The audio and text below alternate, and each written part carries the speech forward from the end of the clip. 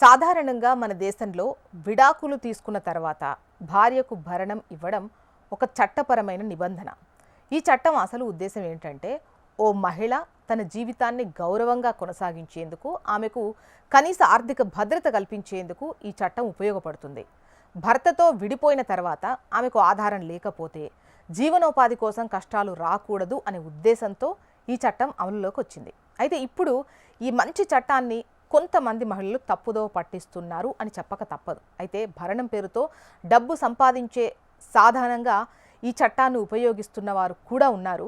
కొంతమంది మహిళలు భర్త నుంచే విడాకులు తీసుకున్న వెంటనే మరొకరితో పెళ్లి చేసుకొని మళ్లీ భరణం డిమాండ్ చేస్తున్న సంఘటనలు వెలుగులోకి వస్తున్నాయి.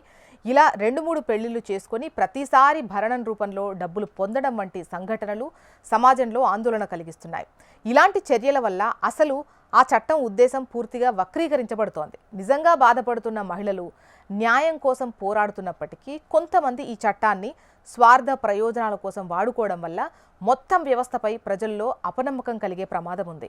భరణం చట్టం మహిళలకు రక్షణగా ఉండాలే కానీ దాన్ని దుర్వినియోగం చేసే ఆయుధంగా ఉండకూడదు. రీసెంట్గా ఒక కేసులో ఢిల్లీ ఫ్యామిలీ కోర్టు సంచలన తీర్పు ఇచ్చింది అని చెప్పొచ్చు.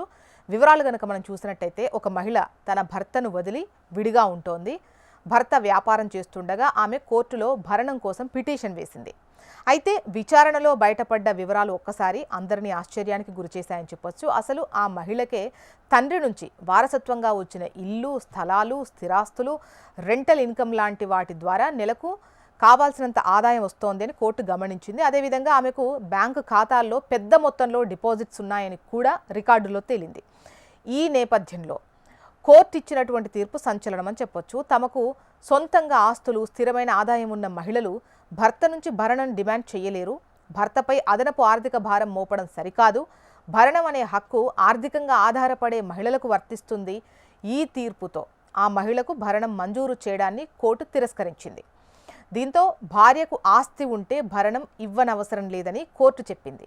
ఈ తీర్పు వెలువడ్డ తర్వాత న్యాయ వర్గాల్లో పెద్ద చర్చే మొదలైందని చెప్పొచ్చు. చాలామంది దీనిని ప్రజ్ఞాపూర్వకమైన సమతుల్య నిర్ణయంగా అభివర్ణిస్తున్నారు. ఎందుకంటే గతంలో చాలా కేసుల్లో ఆర్థికంగా బలంగా ఉన్న భార్యలు కూడా భర్తపై భరణం కోసమే కేసులు వేసేవారని, దీనివల్ల అనేక మంది పురుషులు అన్యాయంగా భారం మోయాల్సి వచ్చేదని నిపుణులు అంటున్నారు. ఇకపోతే ఈ తీర్పు భవిష్యత్తులో భరణం కేసుల తీర్పులకు సంబంధించి ఒక గణనీయమైన ప్రభావం చూపేటువంటి అవకాశం ఉంది అని కూడా విశ్లేషిస్తున్నారు.